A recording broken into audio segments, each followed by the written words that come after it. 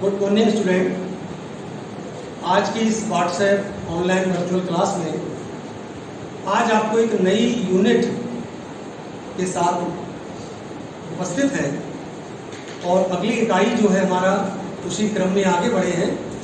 अगली यूनिट है यूनिट 5, गैसीय सिस्टम, गैसीय अवस्था। आप परिचित होंगे, जो द्रव होता है मैटर, द्रव मानी मैटर, मैटर की जो मुख्यतया है द्रव 3 अवस्थाओं में पाया जाता है। वैसे तो इसकी 5 अवस्थाएं हैं द्रव की, लेकिन यहाँ पर जो मेन जिन पे स्टडी किया गया है वो है सॉलिड ठोस अवस्था, दूसरा है हमारा liquid state, solid state, liquid state और तीसरा आता है हमारा गैसीय स्टेट, गैसीय अवस्था। ये किसी भी द्रव की 3 मेन अवस्थाएं हैं जिन पर की अध्ययन किया गया है, सारा मैटर है। 2 अवस्थाएं और भी हैं, उन पर भी इतना अध्ययन चल रहा है, इसलिए उनकी चर्चा यहाँ नहीं करेंगे। आपको इन तीनों अवस्थाओं का ही अध्ययन करना है। सॉलिड स्टेट ठोस अवस्था ये हमारे इंटर के पाठ्यक्रम में है, लिक्विड अवस्था और गैसीय अवस्था तो मेन इस चैप्टर के अंदर आप गैसीय अवस्था को देखेंगे। और लिक्विड अवस्था का भी थोड़ा सा पार्ट हमारी इस इकाई के अंदर है, उसमें आपको पृष्ठ तनाव और श्यानता 2 प्रॉपर्टीज जो द्रव अवस्था के अंतर्गत आती हैं उनको डिस्कस करेंगे। तो आज का हमारा पहला मेन टॉपिक है गैसीय स्टेट। तो यहाँ पर हम गैसीय स्टेट की बात कर रहे हैं, गैसीय अवस्था की। एक चीज आपको देखना होगा बच्चों, ये जो हमारी तीनों अवस्थाएं होती हैं ये एक दूसरे में परिवर्तनशील होती हैं।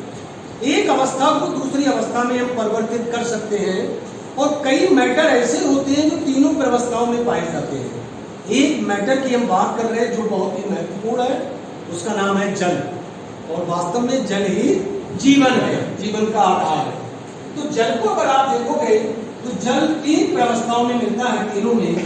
अगर हम जल के बर्फ की बात करें तो जल का जो बर्फ अवस्था है वो ठोस अवस्था है। जब बर्फ को पिघलाते हैं, मेल्ट करते हैं, तो ये मेल्टिंग पर द्रव बनता है, ये इसकी जल अवस्था है। तो द्रव जनरली इस कमरे के ताप पर हमको जल मिलता है, ये इसकी द्रव अवस्था है। और द्रव को जब हम गर्म करते हैं तो इसकी वाष्प होती है या गैस अवस्था में आता है ये, और ये हमारी इसकी गैसीय स्टेट है, गैस अवस्था में पाया जाता है। तो ठोस अवस्था में बर्फ के रूप में, द्रव अवस्था में जल के रूप में और गैस या वाष्प अवस्था के रूप में पाया जाता है। जब बर्फ को पिघलाते हैं, मेल्ट करते हैं, तो ये द्रव बनता है, और द्रव को जब गर्म करते हैं तो ये वाष्प बनता है। यहाँ पर भी गर्म कर दो, गर्म पड़ती है तो ये पिघलता है।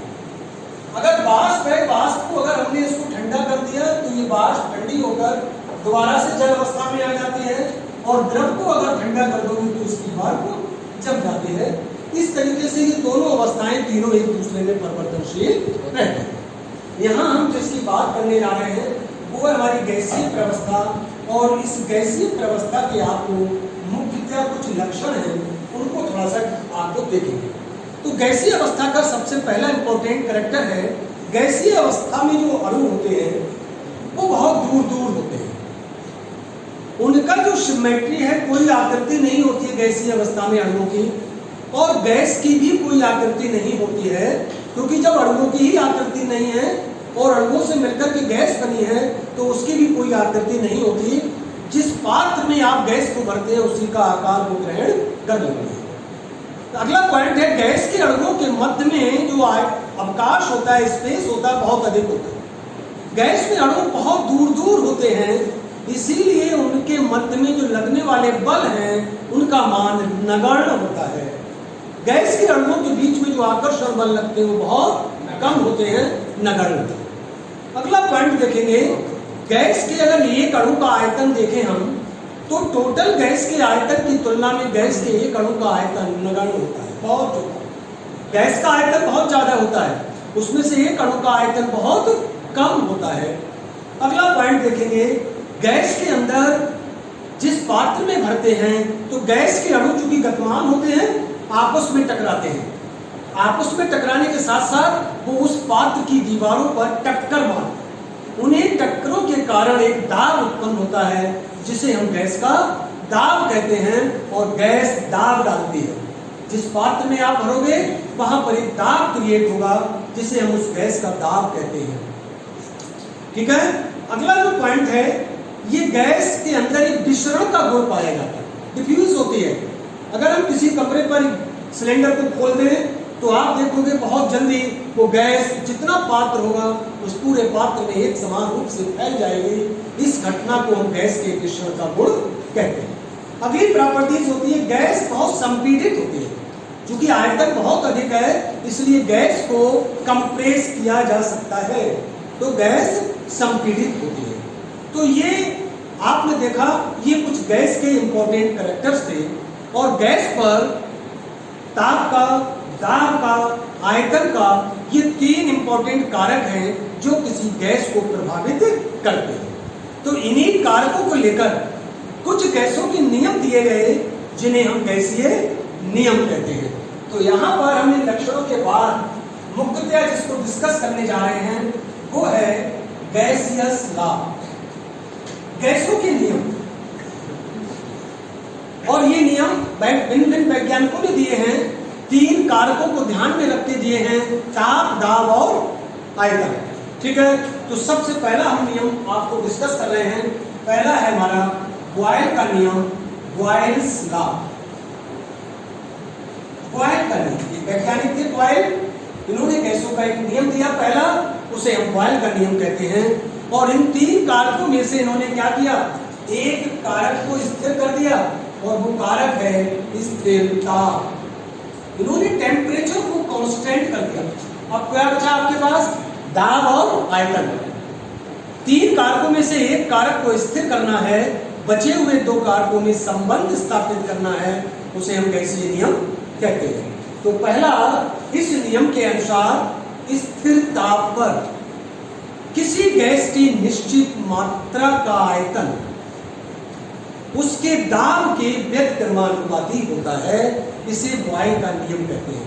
पुनः सुनेंगे, स्थिर ताप पर किसी गैस की निश्चित मात्रा का आयतन उसके दाब के व्यतिक्रमानुपाती होता है, इसे हम बॉयल का नियम कहते हैं। देखिए, टेम्परेचर हमारा कांस्टेंट है, एट कांस्टेंट टेम्परेचर किसी भी गैस की निश्चित मात्रा का जो आयतन भी है वो आयतन उसके दाब के व्यतिक्रमानुपाती होता है। V is inversely proportional 1/P। Gas की निश्चित मात्रा, ध्यान करेंगे, गैस की जो मात्रा है वो एक निश्चित ली जाती है, निश्चित मात्रा के लिए नियम दिया गया है। तो यहाँ हम इसको एक स्थिरांक लेंगे K, V = K/P, या हम तिरछी गुणा करेंगे तो PV = K एक स्थिरांक है, जहां K एक स्थिरांक। तो आपका पहला आया PV = K। यहां से हमारी दूसरी डेफिनेशन निकली इसकी। बॉयल के नियम को हम और परिभाषित कर सकते हैं, देखिए जरा इस नियम को। क्या, स्थिर ताप पर, ताप स्थिर रहेगा, किसी गैस की निश्चित मात्रा के आयतन और दाब का गुणनफल स्थिर होता है, इसे हम बॉयल का नियम कहते हैं। दूसरी डेफिनेशन हमारी इससे निकली, इस नियम से। अब माना तो आपने भिन्न भिन्न दाब अगर P1 और P2 लिए हैं, इन दाबों पर आयतन क्रमशः V1 और V2 हैं, तो इस नियम के अनुसार, इस नियमानुसार आपका बनेगा V1 = P2 = स्थिरांक।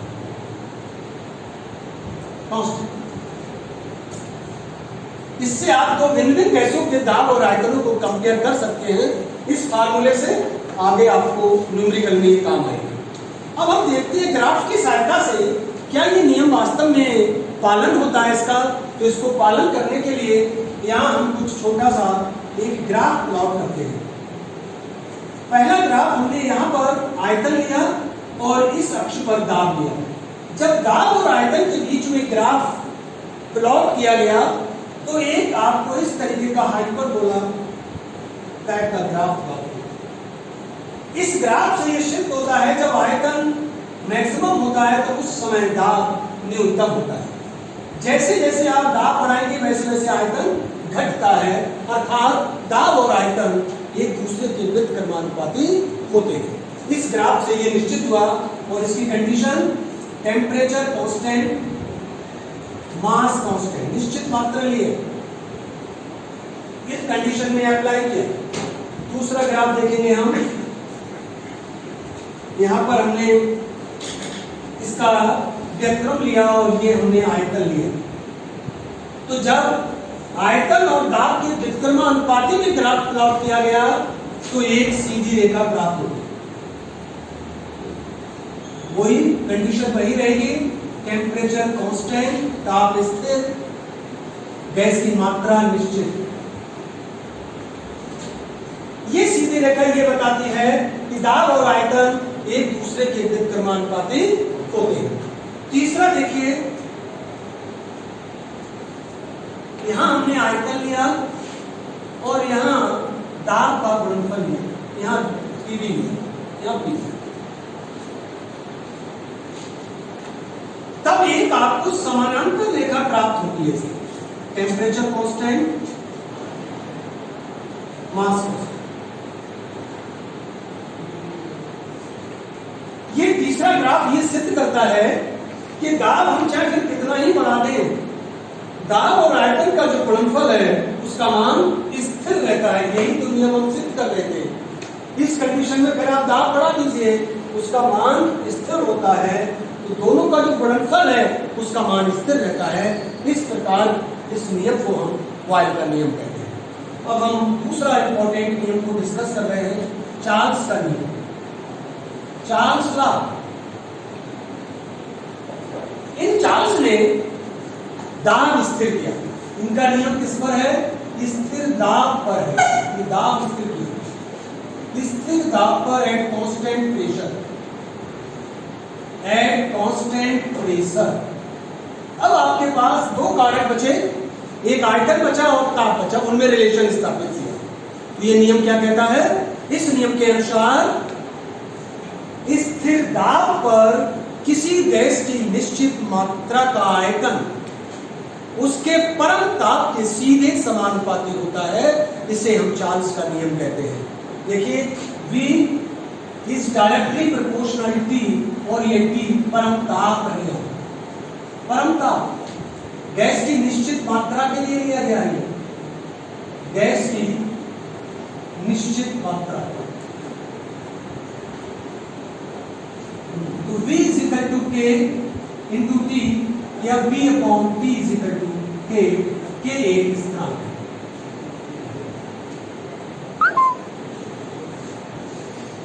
यदि दो भिन्न भिन्न ताप T1 और T2 लिए, ये भिन्न भिन्न ताप हैं, इन पर गैसों के आयतन के अनुसार V1 और V2 है, तो आप कैसे कंपेयर करेंगे? इस नियम के अनुसार V1 upon T1 बराबर V2 upon T2 या V1 upon V2 बराबर T1 upon T2 बराबर इस तरह। तो इस प्रकार इस नियम से आप आयतन और उसके ताप, परम ताप के संबंध स्थापित कर सकते। अब यहाँ एक टर्म आया परम ताप। इस परम ताप को समझ लें, उसके बाद आगे बढ़ेंगे। परम ताप को एब्सोल्यूट टेम्परेचर कहते हैं। एब्सोल्यूट टेम्परेचर देखिए, अगर आप टेम्परेचर, अभी हम इस कमरे के टेम्परेचर पर है, अभी हमारा टेम्परेचर होगा लगभग 40 या 38 होगा। धीरे धीरे जैसे जैसे अभी आप दिसंबर जनवरी की ओर बढ़ेंगे, टेम्परेचर घटेगा। 30 से घट के अभी थोड़े दिन बाद अगले महीने में 28 हो जाएगा, फिर 20 आएगा, फिर और घटोगे 10 आएगा, और घटोगे 8 आएगा, और जब हम लोग जनवरी में पहुंचते हैं तो टेम्परेचर 5 या 6 हो जाता है। और अगर घटता है ज्यादा तो कहीं 0 हो जाता है। 0 टेम्परेचर देखा तो पेपरों में आता है। इसके बाद अगर हम कहीं लेह और लद्दाख की बात करें, जम्मू कश्मीर का जो पार्ट है लेह और लद्दाख, वहां वर्ष भर टेम्परेचर 0 के नीचे जाता है। उसे हम क्या कहते हैं? Minus temperature. माइनस 0 के नीचे आए -10, -20, -30, कई जगह तो -48 होता है, माइनस में 0 के नीचे 48।